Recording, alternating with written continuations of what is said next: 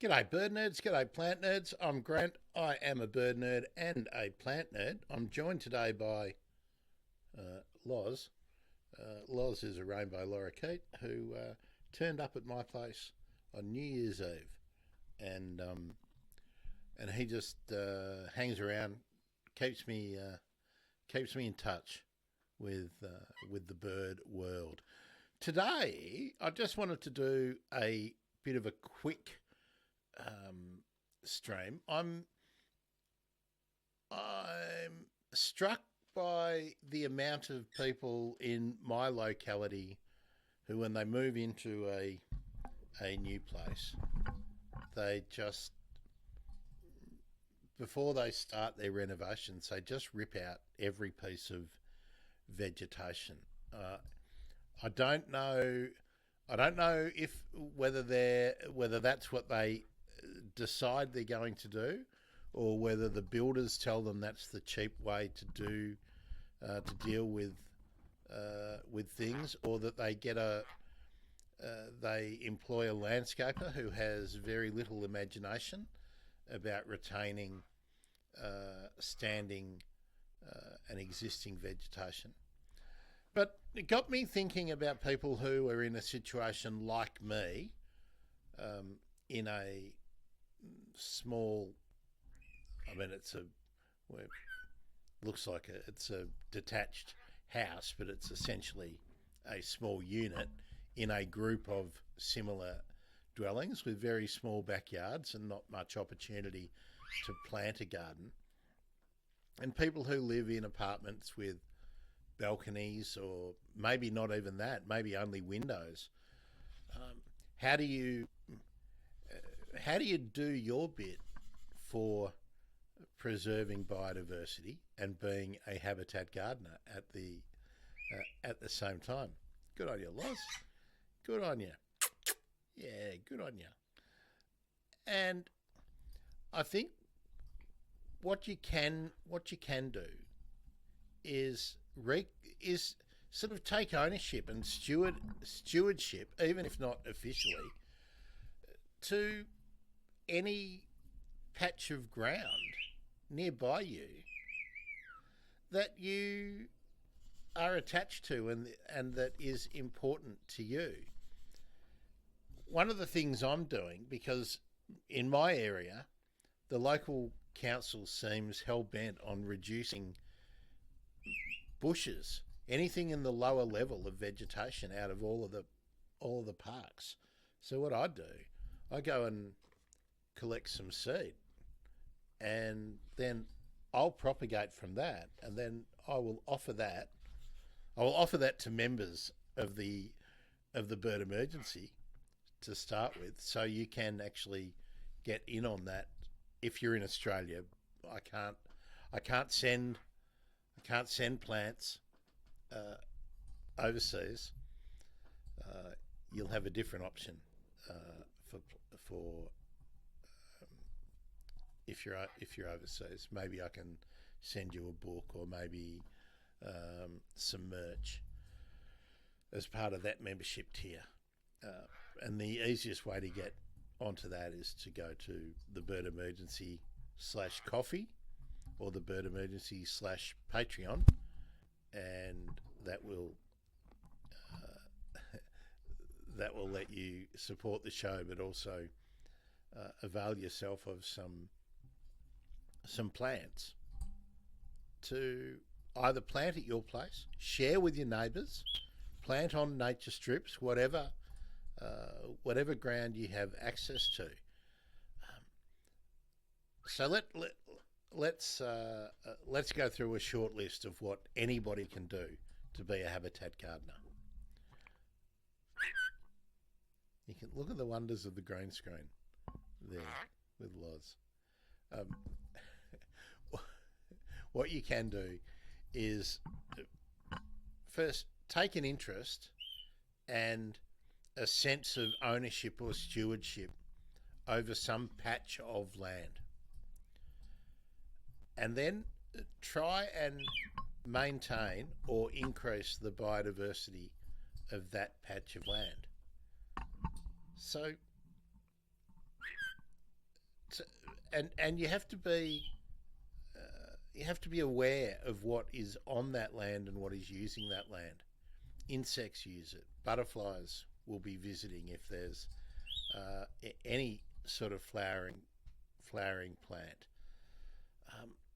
You'll have invertebrates. Maybe those invertebrates are encouraging mammals to visit and feed. Maybe it's a foraging area for birds. And at this point, I don't want to be talking about desirable and undesirable birds or animals. I'm just looking first at that idea of biodiversity, that we need to maintain or increase biodiversity. Desirable species is a different conversation that we can tackle afterwards. But first, I just want to see habitat for the creatures that we recognise and value. Oh, Loz, where are you going? It doesn't like landing on the keyboard. Is important. You can grow all sorts of plants that will increase biodiversity in your area. Vegetables and herbs are useful for insects. They're feed sources. Same for birds. If you get snails, well, guess what? There's birds that eat snails. Grasses. There's birds that eat grasses. There are mammals that eat grasses. There are insects that will harvest the seeds. So just think about growing something that you are not growing now. And if you have public open space near you, visit it regularly. Try and protect it. If people are using it as a place where they dump rubbish, or that they, vandalising trees and bushes is a really big problem around here. If you see groups of people who are becoming rowdy in that kind of space, sometimes just going and sitting there and reading a book is a protective action. So, or as I do, I go over there and film my first seen and heards and other musings. So that can help. But grow something. Just grow something. Oh, what's behind you there?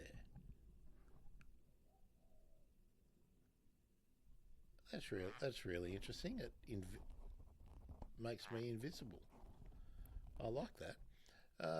Oh, look at that! I've got some Facebook love. Hello, Donna. Long time no see.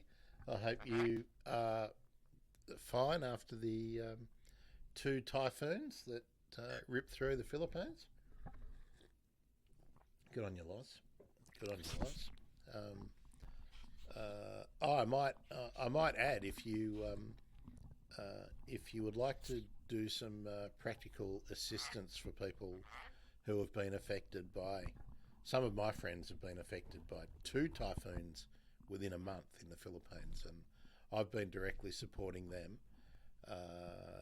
Getting aid to people in the Philippines is very inefficient. If you would like to assist me to assist them, a membership is a very, very, very good idea. Buy me a coffee, Patreon, and Substack. And you can also just donate direct on YouTube, through PayPal, and checking my socials is the best way to do that, or head over to thebirdemergency.com, where I have a support page that will be live tonight. So thebirdemergency.com/support. And I think also birdemergency.com/join. Anyway, the point wasn't to do an ad today. You're very excitable there today, Loz. Grow something in pots if you don't have a garden. If you do have a garden, plant something new. Every month try and plant one thing that will be useful for the birds and animals and insects that are in your area. Or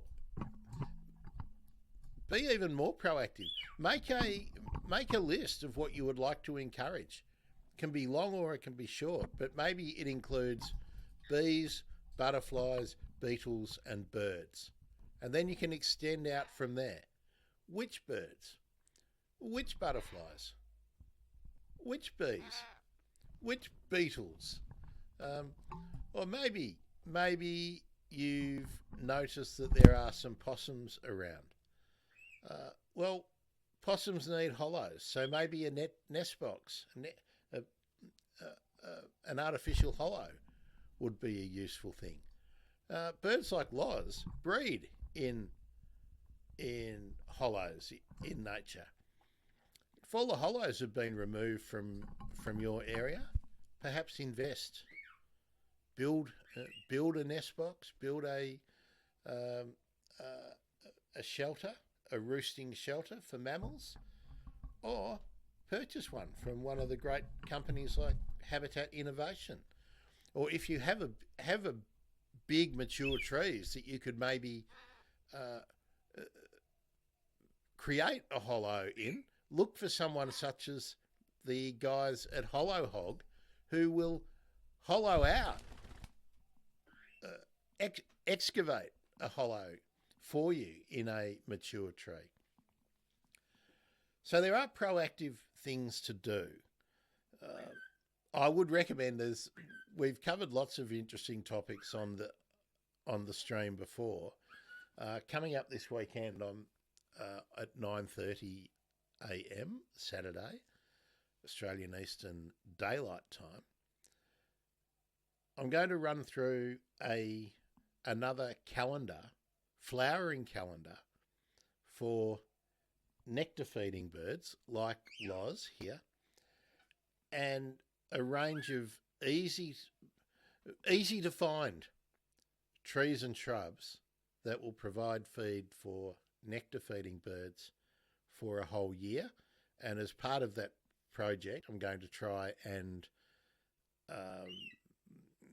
vary the colours that are available too. So join us for that. I don't even want to accept that people can't plant anything, because you can always put something in a pot. There's always something you can do. And we're losing biodiversity at such a rate now in cities and towns. Hello YouTube, well done joining in now. Just let us know where you are from, and we can maybe I can structure my comments towards your location. No matter where you are, you can plant something, and pots are amazing. Herbs are a great place to start. Flowers and seeds. Look for things that flower and seed. If you have grasses growing nearby, well, protect them, because birds feed on the seeds, insects feed on the leaves, and then of course other creatures will eat the things that feed on the seeds. I should have mentioned yesterday, I saw a pair of Australian hobbies displaying around yesterday, and in very close to where they were, I found some bits of a dismembered pigeon. So the birds are coming in and they're utilising what is around.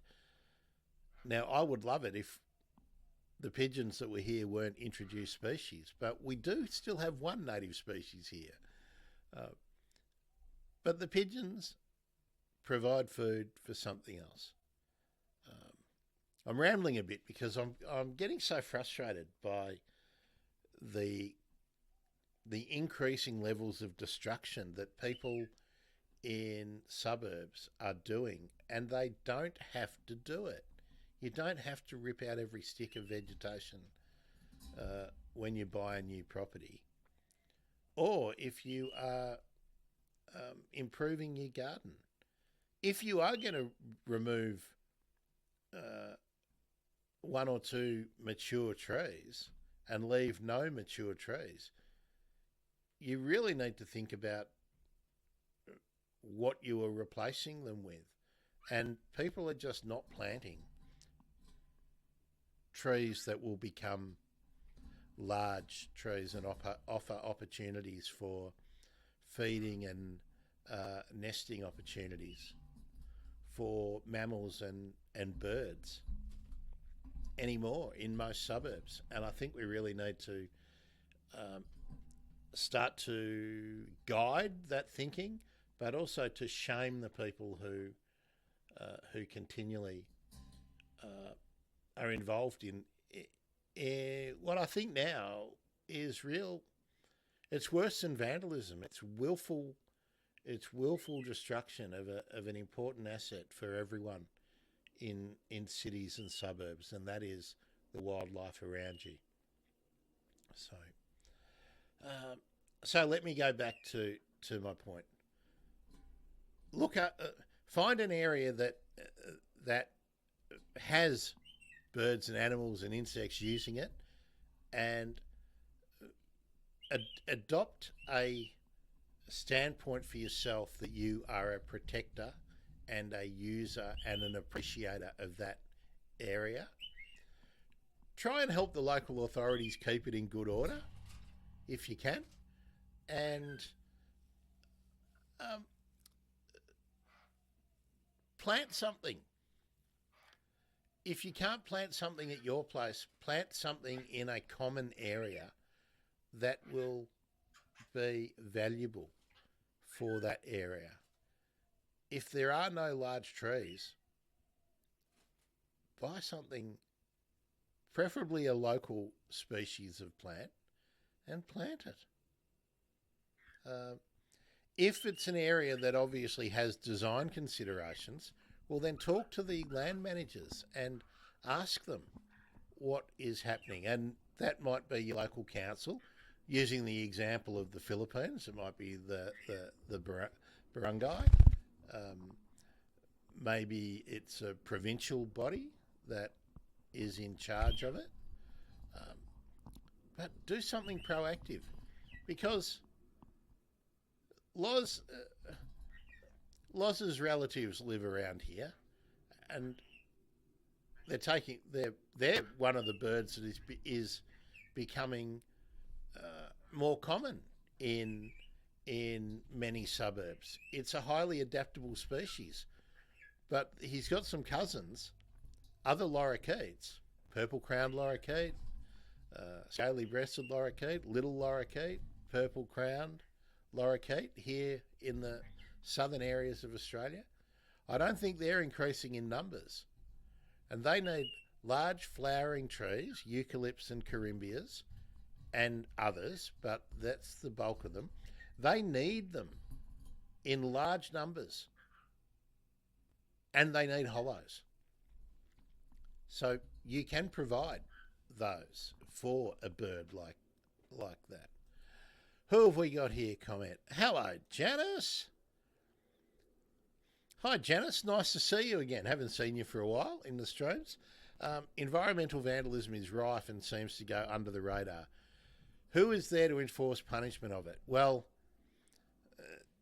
Janice, you and I both know that whenever somebody comes into any form of management in government, any level of government, the first thing they want to do is reduce cost.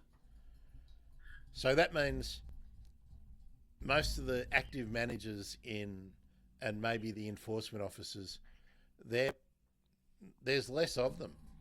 And also, people, this is a big problem, and this is where I'm going to keep talking about what you can do in your local area and how you can adopt an attitude of stewardship.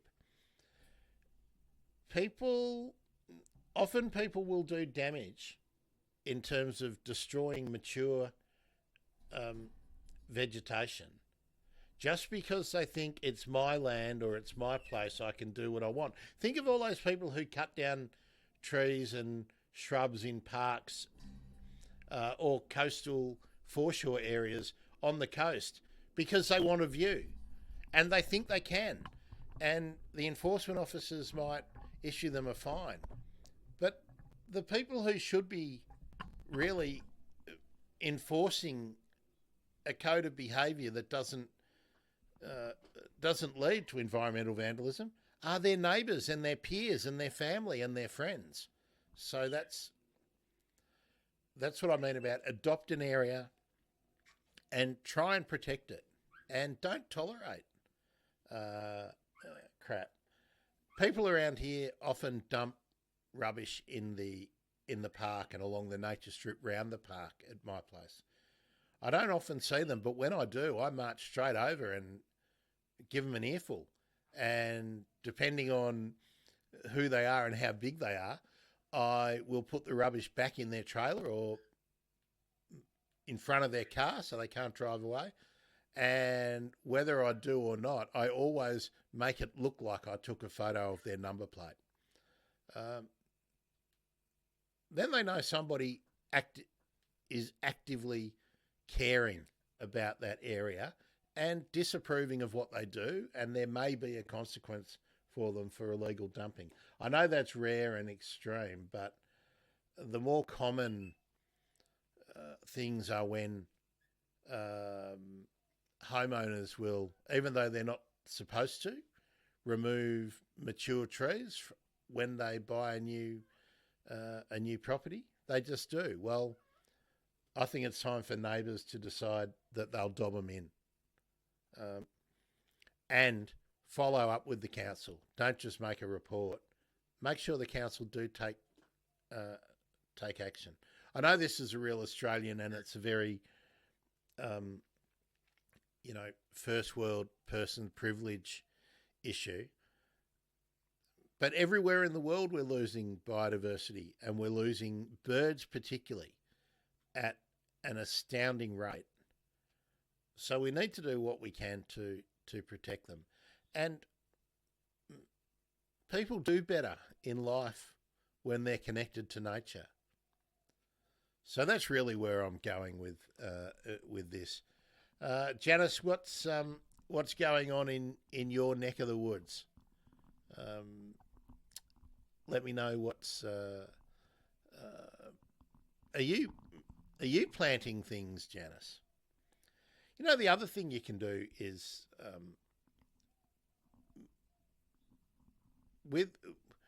when you do grow something in your own place, you can then learn new skills of propagating and pruning, correct pruning to maintain your garden, and then you can help people around you who may not have those skills or even that interest.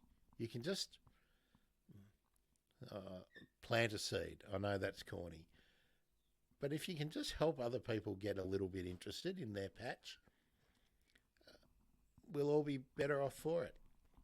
So, adopt an area, adopt a positive attitude of stewardship, grow something, herbs, vegetables, something for flowers, bonsai, anything. Start growing something, because every plant gets used by something else.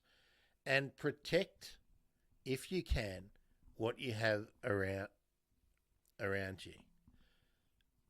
And please, if you're a landowner, or if you're a landscape contractor, or if you're a maintenance person, just think twice before you remove something. And I saw another mature street tree taken down. It just didn't seem to have any reason. It wasn't large enough to fall on anything if it was damaged. And even if it was damaged, we know hollows are important. Trees need to rot out. If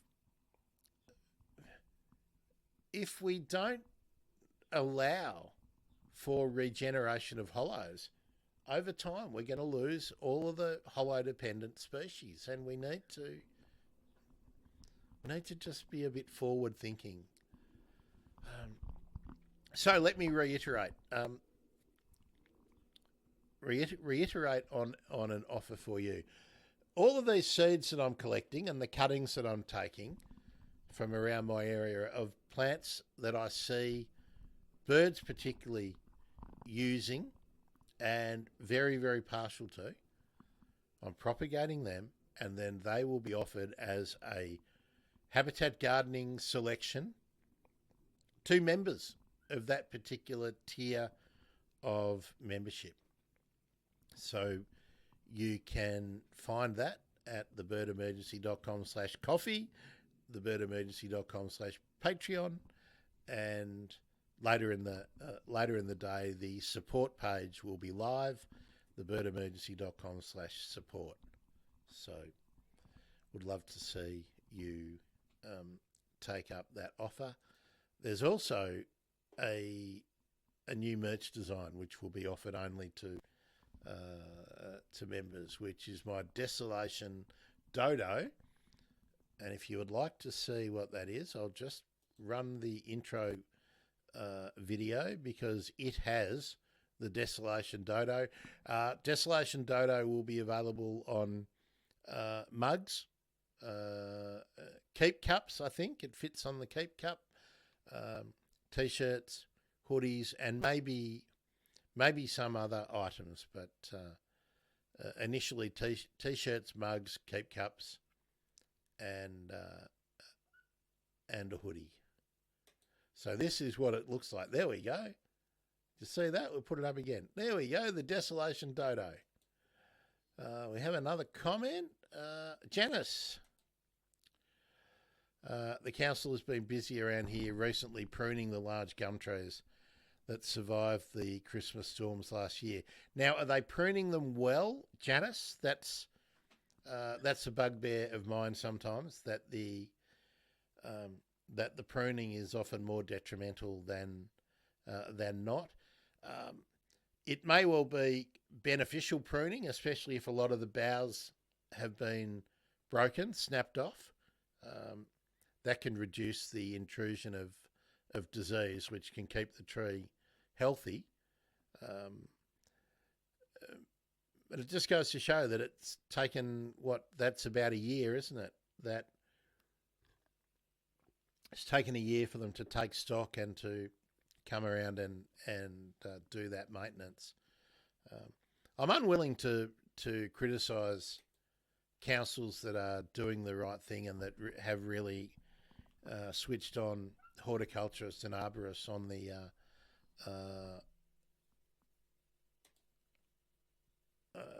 the teams. It's excessive. Janice, I obviously haven't seen it and don't know, but it would be interesting if it's being supervised by an arborist, or if it's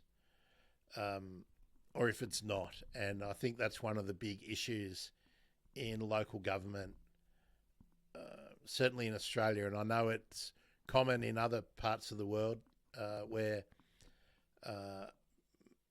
privatisation and competitive tendering and things like that have become the norm, and vegetation is managed to a budget rather than managed for the health of the vegetation.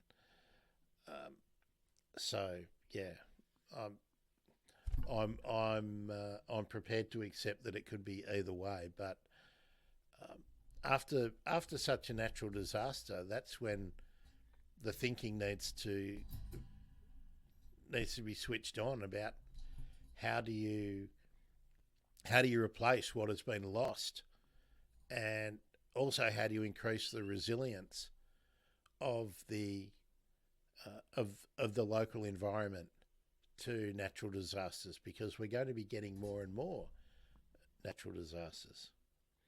Oh, Loz has decided that my blue charger cord is very, very interesting. He really likes blue and he really likes red.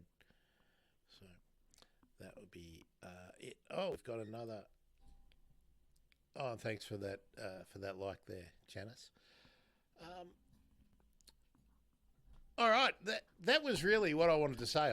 I just decided to come on and talk about what I'm seeing around my patch, and instead of being focused on the negativity, just reinforcing that everybody can do something, everybody can grow something, and everybody can be actively participating in protecting their local in neighbourhood, the environment that they live in, and the habitats contained, even if they're micro habitats, contained within their local neighbourhood to make life good for birds, for butterflies, for bees, for beetles, for spiders, for worms, for possums, for gliders, if you're lucky enough to have some, for the bats, for everything.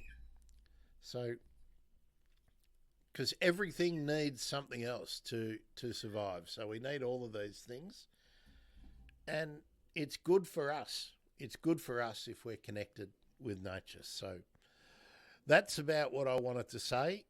If you're interested in the merch, there's a whole bunch that's about to drop. And if you do avail yourself of one of the memberships, it really does help me.